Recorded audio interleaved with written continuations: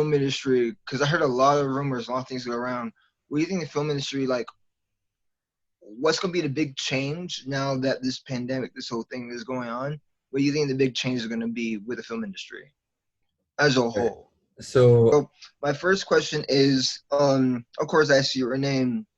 Um, what do you do? So, like, what's your profession? What's your main thing? so that's an interesting question. My main source of income right now is through my videography brand. I would call that like through my Instagram, like D.P Riq is my brand, and I'm Yeah, working on like actually like making it a solid brand that I can like merchandise off of and this and that and like have employees for and stuff like that.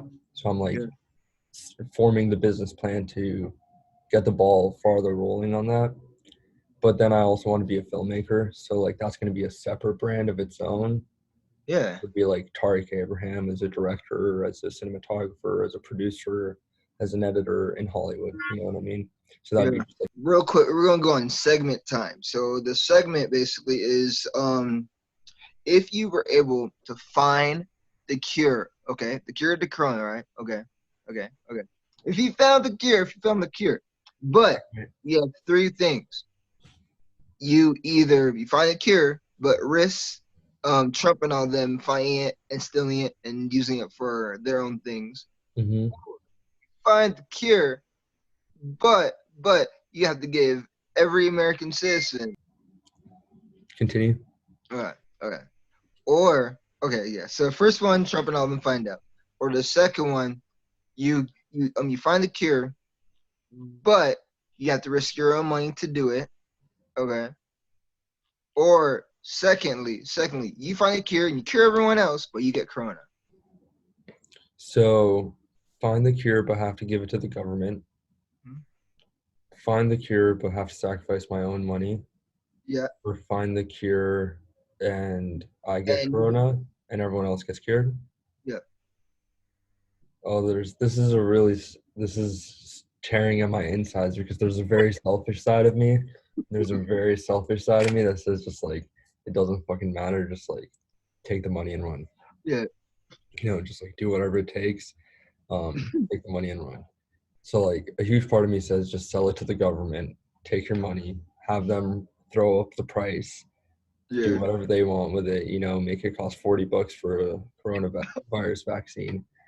And I just sit there for the rest of my life just getting $2 off of every time someone gets a coronavirus vaccine. That'd be freaking great. But the other side of me is like, well, I don't really care if I die. If Yeah. I find the coronavirus vaccine, and that probably means that I have to sacrifice myself and put myself in the way of coronavirus anyway. Mm-hmm. So it would probably be a consequence of having discovered the coronavirus vaccine. So in that alternate reality that I'm trying to find the coronavirus vaccine, which I have no interest in finding the coronavirus vaccine, just for the record. But in the alternate reality that I am, Yeah. trying to find the coronavirus vaccine, I would probably be so proud of myself for finding the corona vaccine and saving the world and dying a hero. Heck yeah.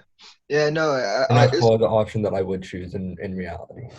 that's dope. Yeah. So I've been doing a lot of space research recently because I'm just bored. Also, it's a shame that my poster's just like drooping down. It's like slowly. It's Yeah. dope. Yeah. So oh yeah. So I guess what I guess inspired you to get into like film, the music industry? Like, what was your tip?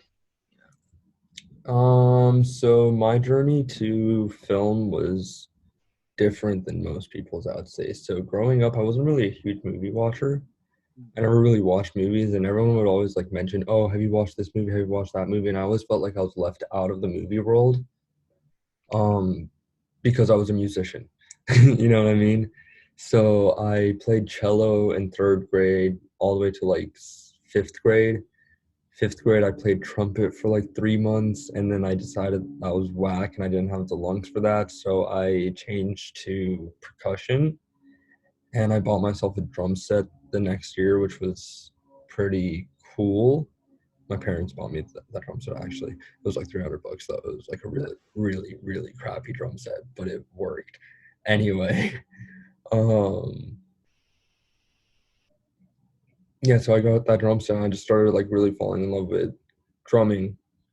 And in high school, I became so like passionate about like music and stuff like that that I started to like really start to appreciate movie scores and want to play movie scores like from Star Wars and like Indiana Jones. And it was like pretty classic throughout the like concert band experience in middle school and high school for you to play different variations, more difficult variations of movie scores because everyone wants to, you know, play John Williams and everyone wants to play the classic, you know, themes that we all hear and love. And then it was around like junior or senior year, probably around where we started to read like more literary books, particularly The Great Gatsby.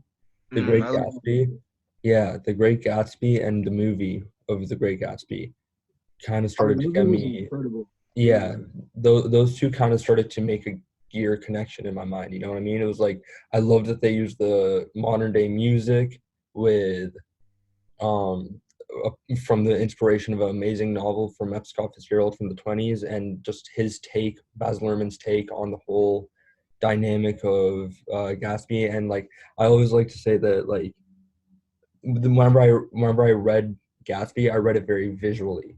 And whenever I finished reading it, I was like, man, I want to make this into a movie.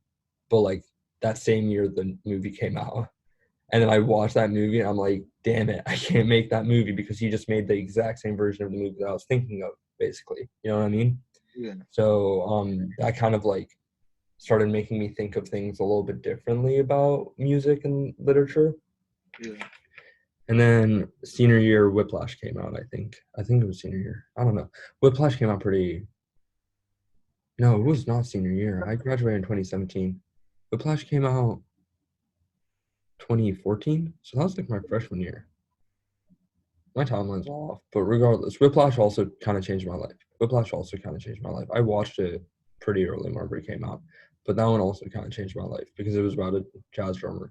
And in this time period in like high school, I started watching a lot of like these quote unquote art movies that like they were super underground and no one really watched. And it's not even that I did it because they were underground and no one watched. It was just like I would literally go through the Oscar nomination list year to Fair. year and spend the entire year watching as many of those as I could until the next, you know, nomination list came out. You know Yeah. what I mean? And like whatever movies came out in between, whatever recommendations I could find, and whatever Netflix would recommend to me. And then at a certain point, um, towards my senior year, I picked up a camera and started doing photography. Junior Okay. year, I started doing photography, and I started wanting to like really kind of make like a travel based Type blog type vlog thing. based, you know, channel. So I picked up a DSLR and started like figuring out how to manage the settings, started to get into photography, started to do senior photos for people, and I was like, hey, I can make money off of this. And then I started like digging deeper into what I can do with the camera and the cool things that you're able to do with the camera.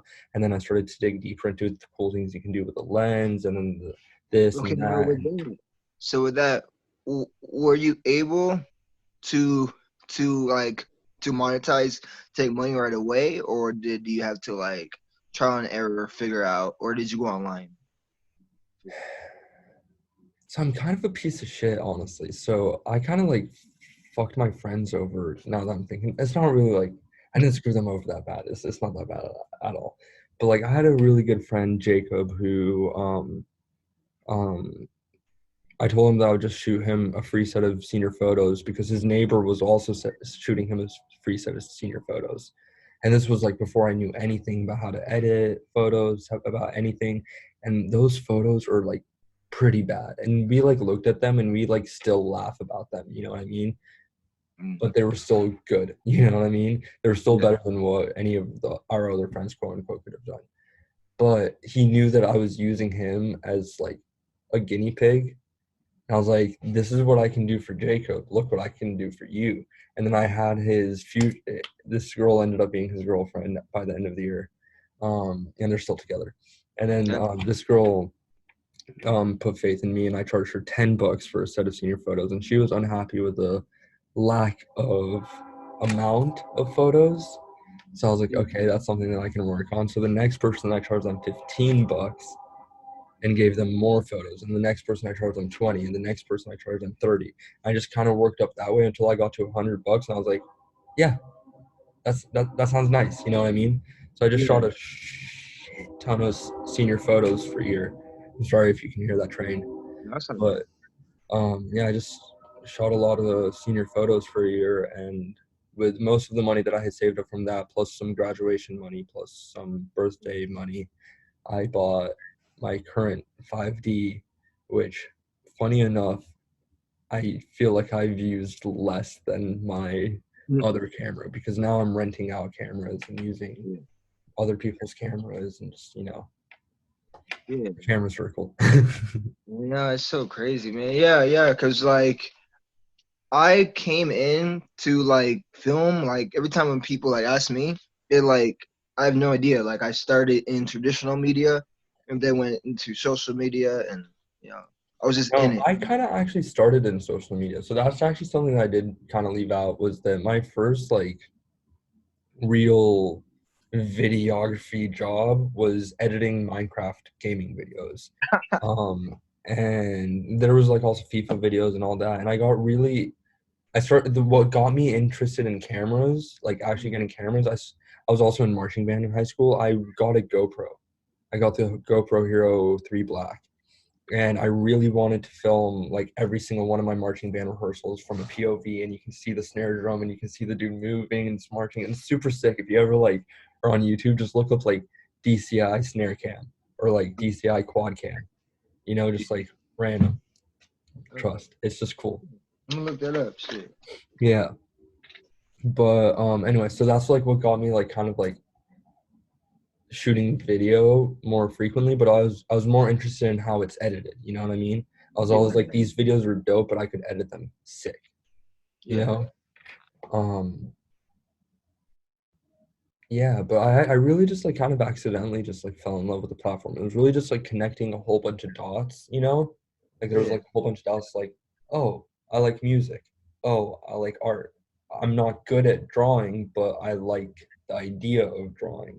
And then yeah. you kind of like connect a whole bunch of dots out there, and it's like, okay, film was kind of the way that I could connect all of those dots, at least for me. I don't remember who says it exactly, but basically the idea is if you can't do it yourself, hire someone smarter than you to do it. Yeah, You I know? remember hearing that. Yeah. Basically it's like get the dumb people to do the manual labor and get the smart people to do the smart labor, basically, you know what I Yeah, mean? Hire someone smarter than you to take care of the shit that you don't want to do. Because ultimately you have to group yourself in with the dumb people in a business, you know what I mean? You have to be like, yeah, all right, I'm just an employee and there's people out there that I can learn from. Otherwise you're just not gonna grow. It's been like just the past year and a half almost that I've been in LA, like just watching the first video that I shot and edited here versus the most recent video that I shot and edited here is just like worlds apart, yeah. just in a year and a half. It's like all the skills that I picked up, and like honestly, like this is something that as videographers we don't really like to talk about, but like overlays, Mm, we buy them, and I don't know why people like have to be like, oh, where'd you get that overlay? It's like, oh, I'm not telling. And it's like, bro, why is it like so secretive? Like you can literally just buy the same one. You know what I mean? It's like let's help each other out. Like at the end of the day, the way that I see it is like I want to make movies. Me personally, I want to make movies. I don't want to make music videos. I am making music videos because that's where the money's at right now. That's what puts food on the table. That's what pays rent. That's what pays my loans and blah blah blah. Blah. Oh yeah, yeah. So if I'm like just doing music videos to get my way and the connections and everything to the film industry, mm.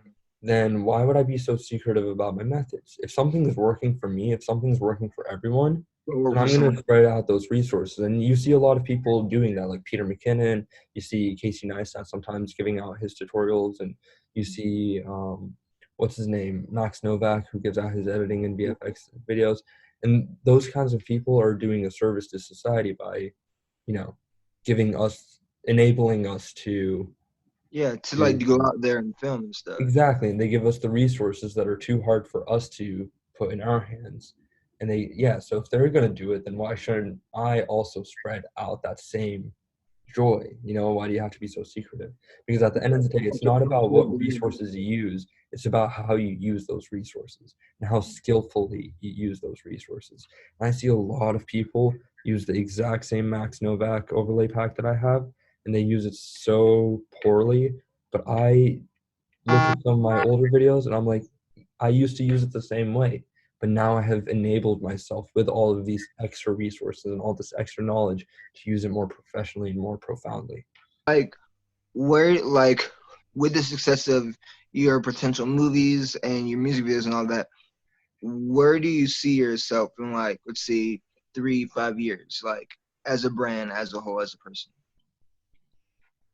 So in 5 years, I see myself living on an acreage in the Midwest, probably in Oklahoma, because that's where I grew up, hence all the Oklahoma signage here, you know?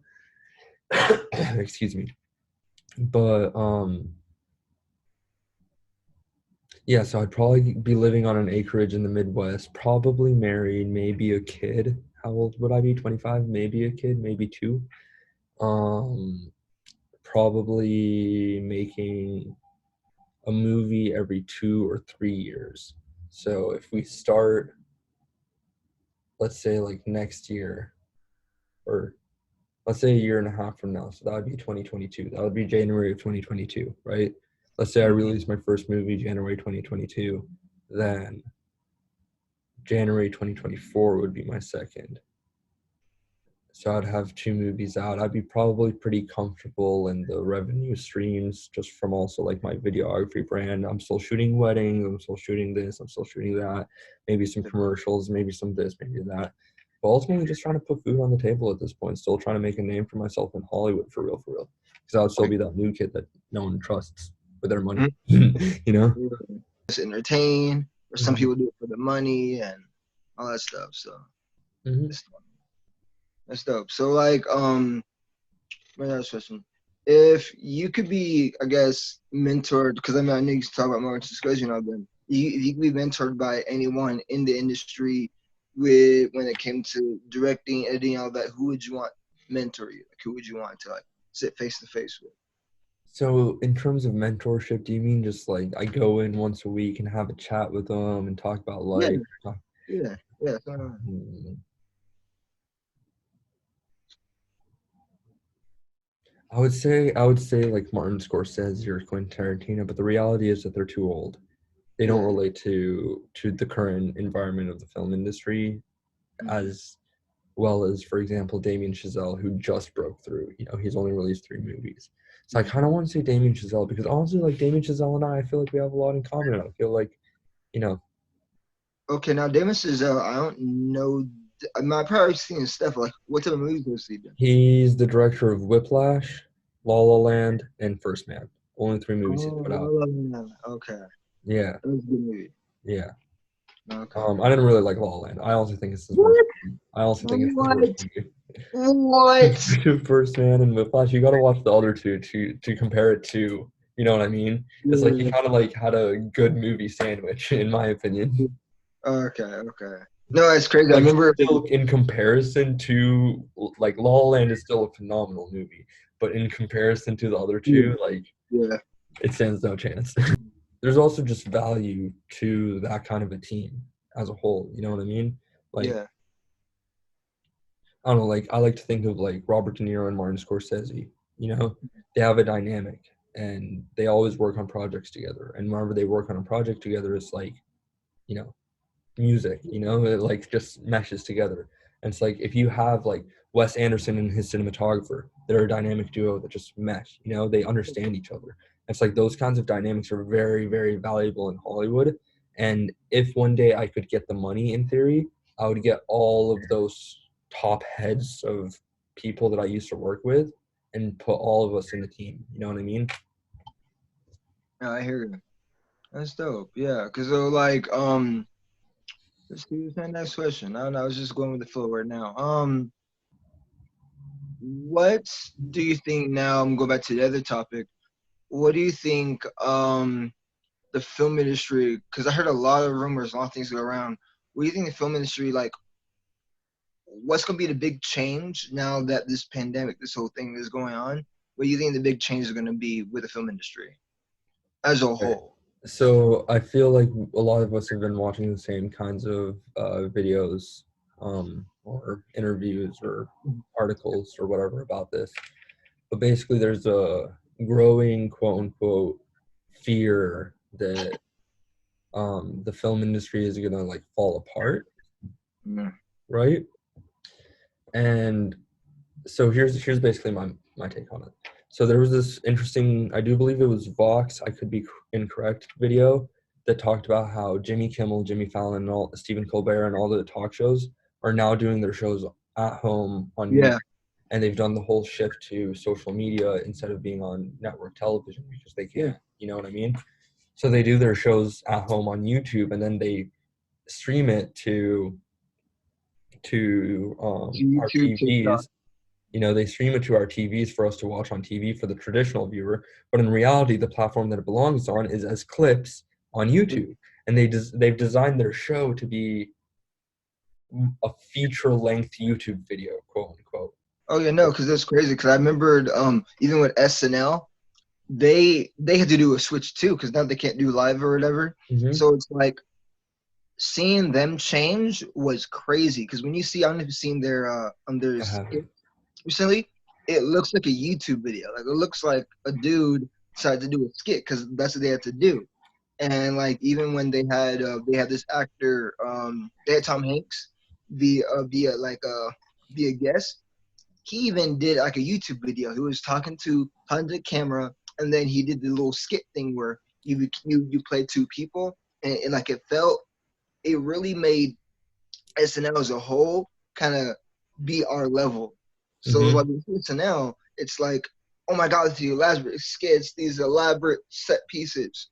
But now they have to do like we do in the home. They have to see what they Yeah. have. They have to work with being funny, but just with them, you know. So Right. No, I was going on to say that I think the biggest change in the industry because of this pandemic is that there's going to be a lot more producers once like quarantine's over that are going to trust young filmmakers mm, with, like, they're going to start believing this when we say we can do this for like $1 million. They're going to be like, no yeah, fucking way you can do this for $1 million. But we're like, nah, we can, because we yeah, could have done this with $10 if, you know, yeah. we had the creativity.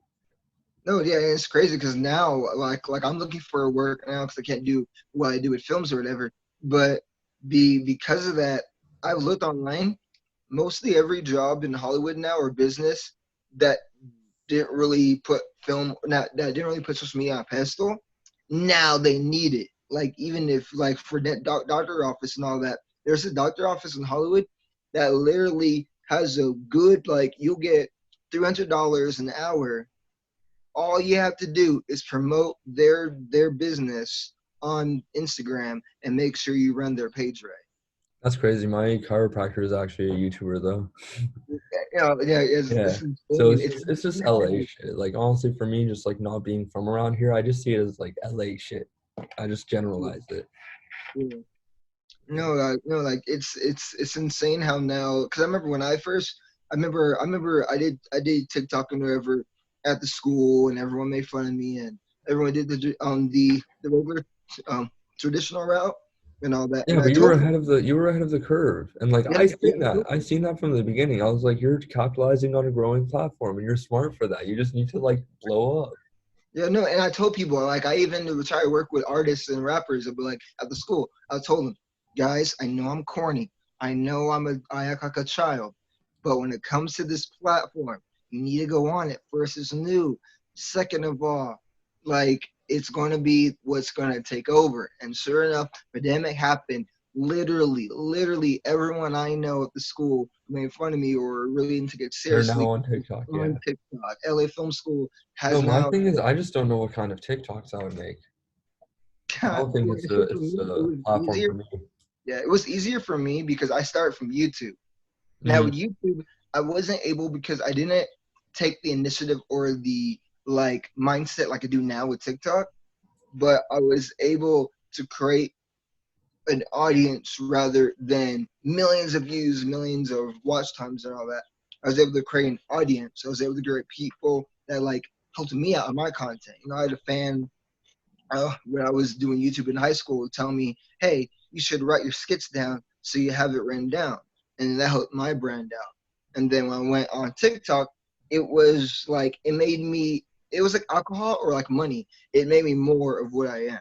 Yeah. So it didn't really change me. When you see my TikTok, there's not really a difference other than the short format than YouTube. It just made a better version of it.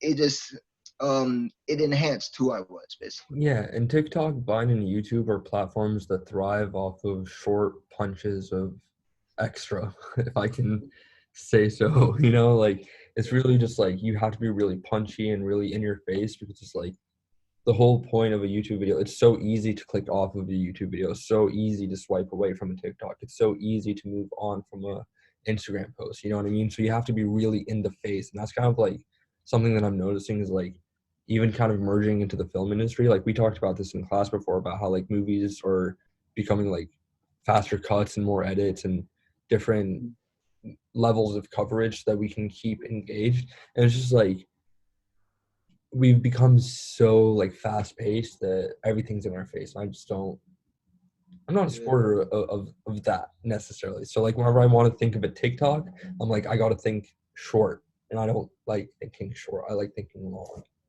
That's true. Yeah, even with me, like I learned like even vice versa. It's hard for me when it comes to like, comedy stuff.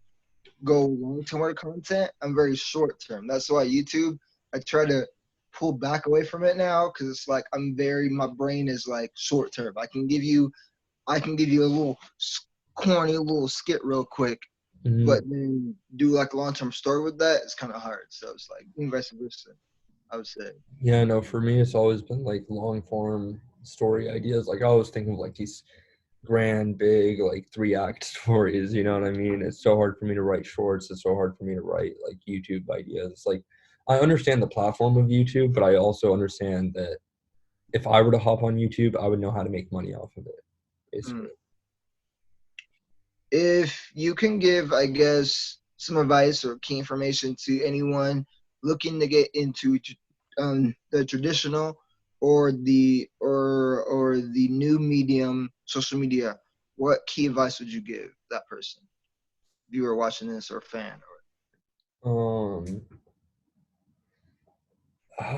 Traditional or non-traditional? yeah. Basically, so this is kind of like my motivation.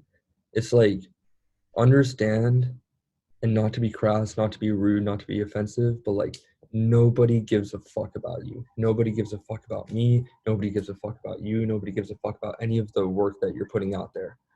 You have to love what you're putting out there and just want to put it out there, and that should be your end goal, is just to see it on the big screen, if even possible. You shouldn't even want to see it on the big screen. You should maybe just like be lucky enough to have a hard copy for yourself. You know what I mean? Because the reality is, if you're going out looking for the money and everything, then it's not going to be satisfying. And above that, it's just like no one's going to want to watch a movie because they see right through that, So it's like understand that nobody wants to see any of the work that you're putting out there. Don't let your ego get too high. The moment you start getting followers, don't start thinking that, oh, I'm hot. It's like every single bit of that feeling of fame is temporary. And every single moment you need to work a little bit harder. It's like as soon as you get comfortable, there's a lot of YouTube channels that I see that get up to like 10,000 subscribers and they just kind of stagnate. And I see a lot of channels that like get to 100,000 subscribers and they just kind of stagnate. And it's all about like where people get comfortable. Where do they get comfortable? And I really just like can't stand that. Versus like PewDiePie is just like infinitely growing. Mr. Beast is just infinitely growing. T-Fuse is just infinitely growing. T-Series is infinitely growing. You know what I mean? Yeah. That's dope. Well, I would say, Turk, it was great. D.P Riq, it was great having an interview with you. It's dope that you were able to come on, man. Thanks, yeah. Thanks for having me. I look forward to seeing this. Oh yeah. It's gonna be so. This is also gonna be TikTok, YouTube. I'm putting on YouTube as well as Instagram or whatever. So all right, bet. Cool. And I think I got one. see my guy. All right, see ya.